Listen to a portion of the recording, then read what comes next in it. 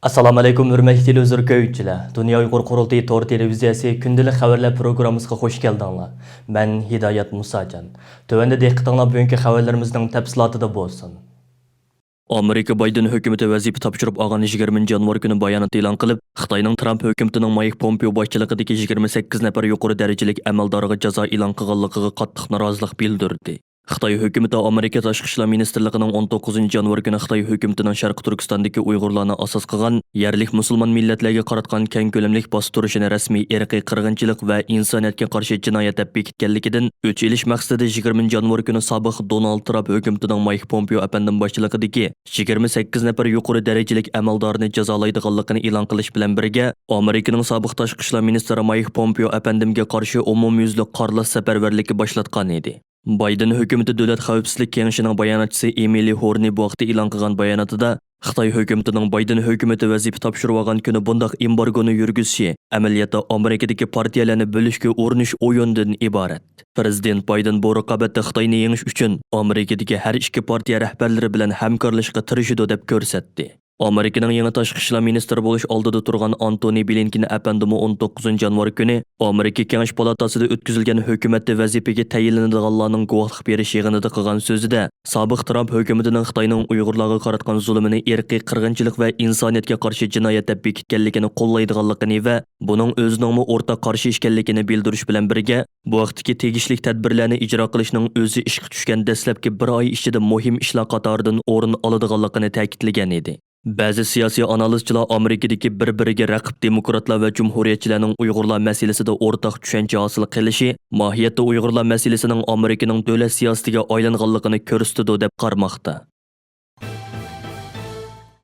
Xitoy hökumətinin 20 yanvar kunidan etibaran Amerikaning sobiq tashqi ishlar ministri Mike Pompeo apandimga qarshi boshlatgan tashviqot urushining soyasida vatan ichidagi butun xalqimiz Amerika tashqi ishlar ministrligining 19 yanvar kuni Xitoy hökumatining Sharq Turkistondagi Uyg'urlarni asos qilgan yerlik musulmon millatlarga qaratgan keng ko'lamlik bostirishini rasmiy irqiy qirg'inchilik va insoniyatga qarshi jinoyat deb bekitganligi haqidagi qaroridan to'liq xabardor bo'ldi. Atalmış Şinjan televiziya stansiyasining xabaridan ma'lum bo'lishicha, oldingi kuni atalmış avtonom rayonlik siyosiy maslahat kengashi har darajali qo'rchoq amaldorlar va ommaviy tashkilotlarning qatnashishi bilan maxsus Mike Pompeo apandimni kurash qilish safarbarligi yig'ini chaqirib, sobiq Trump hukumatiga, bo'libmi Mike Pompeo apandimga talbilachi hujum qilgan. Xəvərlərdən məlum bo'lishicha, Xitoy hökuməti yana Sharq Turkistondagi har qaysi viloyat va nohiyalarda Mike Pompeoni kurash qilish yig'inlari uyushtirishga boshlagan. Atalmış Şinjan televiziya stansiyasining bu vaqtdagi xabarda ko'rsatilishicha, Amerika tashqi ishlar ministrligining Sharq Turkistondagi Uyg'urlarni asos qilgan yerlik musulmon millatlarga qaratgan keng ko'lamlik bostirishini rasmiy irqiy qirg'inchilik va insoniyatga qarshi jinoyat deb bekitganligi. O'tgan yili Amerika tashqi ishlar ministrligining Sharq Turkiston islom harakati tashkilotini Amerikaning terrorist tashkilotlar tizimligidan chiqarganligi, Mike Pompeoning Zumrat Davud qatorliq lager shohidlarini bevosita qabul qilganligi va Amerika hukumatining 2020 yili 3-oyning 4-kuni lager shohidi Sayragul Savutbay xonimga jasoratlik ayol mukofoti berganligi qatorliqlarni Mike Pompeoning eng asosliq atalmış jinoyatlari qatoriga kirgizgan. Xitoy matbuotlarida yana Xitoyning Uyg'urlarga qaratgan irqiy qirg'inchiligini dunyoga fosh qilishda intayin muhim rol o'ynagan germaniyalik tadqiqotchi doktor Adrian Ziniz apandimmi Mike Pompeo apandi bilan birga kurash qilish nishoni qilingan. O'tgan bir qancha yilda tarixdagi eng nachar bu davlat ishlari katibi yolg'on so'zlash, qora suvashni odatga aylantirib oldi. Hech nimadan tarqatmaydigan qaroqchi logikasi, mina ko'mib o't qo'ydigan markaziy axborot idorasining o'yini orqali Shinjong ketishliq masalalarda har qanday sharmandalikdan yonmadi. Axloqning turan chekidan qayta bosib o'tdi. Kishini hayron qoldiradigan yolg'on uchurlarni o'zsiz tarqatib, yolg'on gaplarni to'xtamay to'qib, bir qator talablar harakatlarni yo'lga qo'yishga turtki bo'lishni planladi. Ba'zi analizchilar Xitoy hukumatining Sharq Turkiston miqyosida boshlatgan Mike Pompeoni kurash qilish harakati orqali tashqi dunyo bilan aloqasi uzib etilgan Uyg'urlarning Amerika tashqi ishlar ministrligining Sharq Turkistondagi Uyg'urlarni asos qilgan yerlik musulmon millatlarga qaratgan keng ko'lamlik bostirishini rasmiy irqiy qirg'inchilik va insoniyatga qarshi jinoyat deb bekitganligidek bu zo'r tarixiy hodisadan xabardor bo'lganligini, Xitoyning bu xil ta'tir tashviqotlarining Sharq Turkistondagi yerli xalq ichida har zaman aks ta'sir berib kelganligini ifoda qilishmoqda. Bir qancha kundan buyon chet ellarda yashayotgan butun Uyg'urlar bu qarorning elinishida xalqiliq rol o'ynagan Amerikaning sobiq tashqi ishlar ministri Mike Pompeo apandimni ezilgan Sharq Turkiston xalqining eng qadrli do'sti deb bilib, uningga tabrik va minnatdorlik yog'dirib kelmoqda. Dünya Uyghur qurultiyining raisi Dolqun Aysa apandimi bu vaqtda qilgan tabrik so'zida ezilgan xalqimizga boshdan oxiri ega chiqqan va dunyoda Uyg'urlarni qo'llash harakatining eng asosli boshlamchilarining biriga aylangan. Shundaqla yuqorqi qarorning ilinishida halqali rol o'ynagan Amerika tashqi ishlar ministri Mike Pompeo apandimga alohida minnatdorlik bildiraman. Mike Pompeo apandimning sharaflik nomi chet ellarda elib berilayotgan milliy kurash tariximizning batlaridan oltin harflar bilan o'rin og'usi deb ko'rsatgan edi. Mike Pompeo apandi bo'lsa Amerika tarixida Uyg'urlar masalasini eng ko'p ta'kidlagan yuqori darajalik amaldorlarning biri bo'lib, kuzatuvchilarning bildirishicha u tashqi ishlar ministri bo'lib vazifa o'tayotgan mezgil ichida Uyg'urlar masalasini 30 qitimga yaqin bevosita tilga olgan.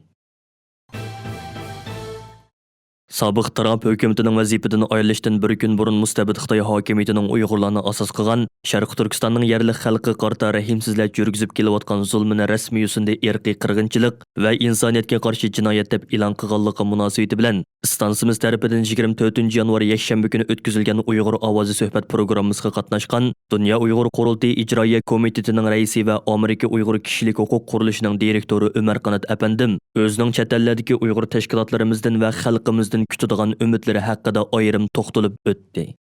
Hamda oxirida siz uzun yillik aktiv bir siyosiy faoliyatchi bo'lib chiqdingiz bilan chet ellardagi Uyg'ur tashkilotlarimizdan va xalqimizdan nimalarni kutasiz? Mushu haqida bir yurak so'zlaringizni olsam, shuning bilan programmamizni oxirlashtirgan bo'lsak. Endi men chet ellardagi Uyg'ur xalqimizdan, Uyg'ur tashkilotlaridan kutadiganligimiz, endi mushu Amerika bunday bir qaror olgandan keyin buning shu o'z davlatlaridimi amaliylashishi, undan keyin shu davlatlardimi mushu qarorga asosan o davlatlarning siyosatida bir o'zgarish elib kelish to'g'risida nayt jiddiy faoliyatga o'tishini, chunki endi mushuning bilan endi biz bir burilish nuqtasi desam bo'ladi buni. Endi mushu Uyg'ur milliy davosida bir burilish nuqtasi, bu hammamizga bir qurol badi qo'limizga hozir har qaysi davlatdagi Uyg'urlarning qo'lida hozir cho'ng bir qurol bor. Xitoy hukumatining Uyg'urlarga qarta irqiy qirg'inchilik, insonlik qarshi jinoyat ishlayotganligi dalillandi. Amerika hukumati mushundaq deb bekitdi. Albatta buni bekitishda deganimizdek nayt uzun o'ylanishlardan keyin bunda bekitdi. Buni bekitgandiki boshqa davlatlarmi mushuninga qarta bir siyosat ilib berish kerak. Mushuninga zo'rlash uchun bütün tashkilotlar, dunyodagi bütün Uyg'urlar bir harakatga o'tish kerak deb o'ylayman. Har o'zining davlatlarida bundaq bo'lmasimi, mushuninga qarta davlatlarining siyosatini Xitoyga qarta o'zgartirish masalasida jiddiy tadbirlar ilishi, jiddiy bir faoliyatga o'tishini men umid qilaman. Ham Uyg'urlarning umidvor bo'lishini orzu qilaman, chunki bu qaror bayan deb o'tganimdek bir burilish nuqtasi Uyg'ur davosida, demakki Uyg'ur davosi endi texmi bir xalqiliq, texmi bir muhim bir bosqichga kirdi deb o'ylayman. Birinchi Amerika hukumatiningki Mike Pompeo apandimningki Sharq Turkiston islomiy harakatini terrorist tizimligidan chiqarganligi, undan keyin Xitoy hukumatining Uyg'urlarga qarta elib berayotgan siyosatini milliy qirg'inchilik va insonlik qarshi jinoyat deb bekitganligi, bu nayt cho'ng bir o'zgarishlar bizningki davoyimizda nayt cho'ng ilgirlashlar desak bo'ladi. Mushuninga sharoit hozirlab beryapti bu davoyimizningki ilgirlashi uchun. Balki kim biladi endi mushu bizningki bir erkinlik erishishimiz, o'zimizningki hur va mustaqil bir vatanimizda yashashimiz uchun sharoitlarni hozirlashimizda bir bishorati bo'lishi mumkin. Endi bu bilasiz, boshqa har qaysi davlatlar shundaq millatlar shundaq qirg'inchilikka uchragandan keyin ularga ashunday sharoit yaratildi. Masalan, deyliki Janubiy Sudonni deyli, ular qarta Sudan hukumati qirg'inchilik ilib bordi degandiki, ularningki mustaqil bir davlat qurish uchun xalqaro jamoat nayt cho'ng tadbirlarni oldi, ular mustaqil bo'ldi. Shuningga o'xshash Yahudiylarga Nazi Germaniyasi qirg'inchilik ilib borgandan keyin Yahudiylarningki xalqaro jamoatning yordami bilan o'ziningki mustaqil davlatiga erishdi. Kim biladi, balki mushu qaror bilan bizmi Uyg'urlarmi o'zimizningki hur mustaqilligimizga erishishimiz mumkin deb o'ylayman. Endi Amerika hukumatining bu qarori Uyg'urlarningki milliy davosida, Uyg'urlarning tarixida nayt muhim bir qaror. Sharq Turkiston milliy davosidimi bir buruluş noktası deb tanısak buludu bunu. Şunda deb bilsek buludu. Şunun için dünyadaki bütün teşkilatlarınki, Uyghur faaliyetçilerininki hem de burunki hiyalların, burunki metotlarını özgertip, burunki iddialarını özgertip, yeni bir iddia bile, yeni bir usul bile, yeni bir metot bile, yeni bir strateji bile minişini, davanı ilip beriş için tayyorlik qilishini men ulardan umid qilaman. Sobiq Trump hökumətinin vəzifədən ayrılışdan bir gün burun müstəbid Xitay hakimiyyətinin Uyğurlarını asas qılğan Şərq Türkistanның yerli xalqı qarta rəhimsizlik yürgüzüb keliyotqan zulmini rəsmi yüzündə irqi qırğınçılıq və insaniyyətə qarşı cinayət deb elan qılğanlığı haqqındakı xəbər növbətdə bütün dünya mətbuatlarında intayin güclü xulğulu qo'zg'ayotgan bir paytda Germaniyadagi Tiamtuden Höfer partiyasining bir qism a'zolarining 23 yanvar kuni Xitoyning Berlindagi bosh elchixonasi oldida Uyg'urlarga qaratilgan irqiy qirg'inchilik darhol to'xtatilsin degan o'rtaq shuar ostida ilib borgan namoyishi Germaniya matbuotlarining kuchli diqqatini qo'zg'adi. Eng hayron qolarlik yeri shuki, Tiamtuden Höfer partiyasining qurg'uvchisi va raisi 50 yillik siyosatchi Jürgen Höfer apandi dal Sharq Turkistonning Cumhuriyet kuni, ya'ni 11 oyning 13 kuni tug'ilgan bo'lib, 2020-yili Germaniya Xristian Demokratlar partiyasidan ayrilib chiqqan Jürgen Höfer apandim o'zining yangi partiyasi Tiamtuden Höfer partiyasini yana dal 11 oyning 13 kuni qurib chiqqan va Uyg'urlar masalasini partiyasining muhim kun tartibiga aylantirgan edi. Koronavirusi sababidan navbatda Germaniyada qattiq karantin tuzumlari yo'lga qo'yilgan bo'lib, butun ommaviy faoliyatlar qattiq cheklangan. Hatto 2 dan ortiq kishining bir oraga kelishi man'iy qilingan edi. Mana shunday og'ir vaziyat ostida yana Jürgen Höfer apandi zo'r tavakkulchilik bilan o'zining bir guruh partiya a'zolarini Berlindagi Xitoy elchixonasi oldiga to'plab, Uyg'urlar qo'yib berilsin. Uyg'urlarga qaratilgan irqiy qirg'inchilik to'xtatilsin. 2020-yillik Beijing qishliq olimpik yig'ini boykot qilinsin. Bizmi Uyg'ur deganda shuarlarni to'lashdi. Jürgen Höfer apandi namoyish jarayonida qilgan so'zida millionlagan Uyg'urlarning jazo lagerlariga qamalganligini, ularning diniy e'tiqodiy va milliy alohidaliklari yo'qotilayotganligini, ana shu ezilgan Uyg'ur xalqining ovozi bo'lish uchun bu yerga to'planganligini ta'kidlash bilan birga, Germaniya hukumatining Sharq Turkistonda yuz berayotgan bu hodisalardan faqatla andisha to'yayotganligini ifoda qilish bilan cheklanib qolganligini tanqidladi va Germaniya hukumatini ham Germaniya shirkatlarini Xitoydan oladigan savdo manfaatlarini deb Uyg'urlar duch kelayotgan zulmlarga sukut qilib turolmaslikka chaqirdi.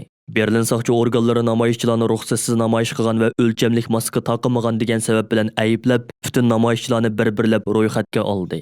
Dünya Uyghur qurultayı Berlin ishxonasining direktori G'ayur Qurban apandi bu munosabat bilan istansimiz qilgan so'zida Jürgen Höfer apandi va uning partiyasining Uyg'urlarni qo'llab elib borgan bu harakatiga Sharq Turkiston xalqi nomidan minnatdorlik bildirish bilan birga, Jürgen Höfer apandimning Sharq Turkistonning Cumhuriyet kunida tug'ilganligidan va yana uning yangi partiyasining Sharq Turkistonning Cumhuriyet kunida qurilganligidan alohida suyunish tuyganligini ifoda qildi.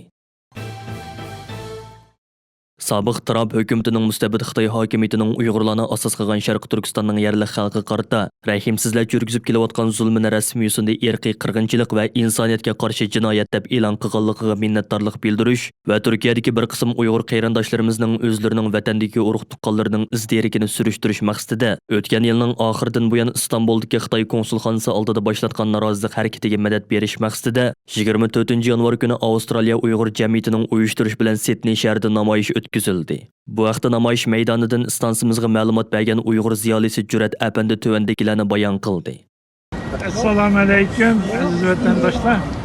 Bugun biz Avstraliya Uyg'ur jamiyatining o'rlashtirishida vatanimiz Sharq Turkistonda bo'layotgan irqiy qirg'inchilikqa qarshi shundoqla Turkiyadagi vatandoshlarımızdan bizning urug' tuqqanlarimiz qani deb Xitoy konsul oldida berayotgan namoyishni qo'llash istidan bu yerga yig'ildik.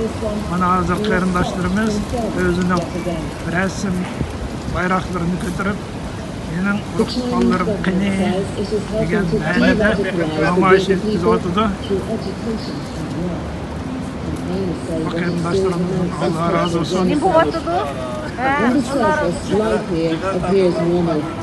And China insists journalists are welcome and the people are free. But we found obstruction, suspicion, and a culture and faith under heavy control. Well, RTE Ireland's television asked the Chinese ambassador to Ireland to explain the role of the new vocational training centres seen in our film. the vocational center, we help those people to find a job, either in Xinjiang or even out of Xinjiang. In the to help them to get a job, to be employed, and support their family to live better.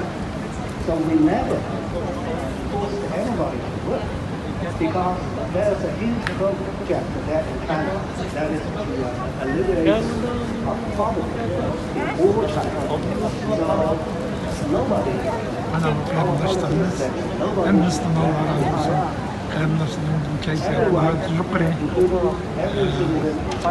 endi boshlandi. Bundan keyin davomli namoyishlarda bu ahvollarni ko'rsatib turamiz. Hammalarga